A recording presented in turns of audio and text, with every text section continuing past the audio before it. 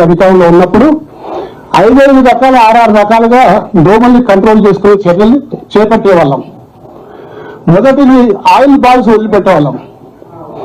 Oil balls తోటి larva అంతా చచ్చిపోతుంది, లార్వా స్ప్రెడ్ కాదు, తద్వారా దోమల నియంత్రణ తగ్గింది. రెండవది మాన్యువల్ భుజానికి ఈపుకు దోమల స్ప్రేయింగ్ డబ్బా మనం కట్టుకొని దాన్ని 15 లీటర్ల దాకా పోతుంది. ఈ 15 లీటర్లు స్ప్రేయింగ్ చేసేవాళ్ళం. స్ప్రే చేస్తే లార్వా డెవలప్ కాకుండా ఉండేది. కానీ మధ్య చెరువు దాకా మందు రీచ్ కాకపోతుంది. దాని తర్వాత డ్రోన్ ద్వారా మరి మధ్య చెరువులో కొట్టేవాళ్ళం. ఆ డ్రోన్ ద్వారా కొట్టడం వల్ల కంప్లీట్గా లార్వా చచ్చిపోయేది. దాని తర్వాత మళ్ళీ గంబూజియా చేపలని చెప్పేసి చేపలను నీళ్ళల్లో వదిలేవాళ్ళం. నీళ్ళల్లో వదిలిపెట్టడం వల్ల ఈ లార్వా అంతా కూడా తినేసేది. తద్వారా దోమలు అన్ని కూడా అదుపులో ఉంటుంది. ఈ ప్రభుత్వం సంపూర్ణంగా విఫలమైపోయింది.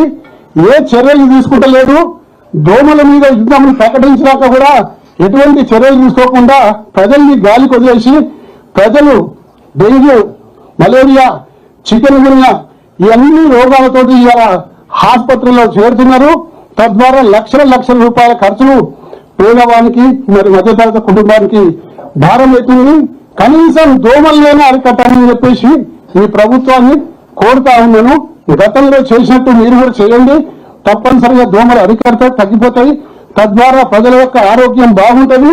ప్రజలందరూ కూడా సుఖ సంతోషాలతో ఉండదు. దోమలు కూడా అరికట్టలేని ప్రభుత్వం నిజంగా ప్రభుత్వం అవసరమా అని చెప్పేసి ఈ సందర్భంగా నేను ప్రశ్నిస్తున్నా. కనీసం ఈ నిరసన తెలుపుతానికి మేము ఈ దోమల నెట్టు తీసుకొస్తుంటే పోలీసు వాళ్ళ దౌర్జన్యం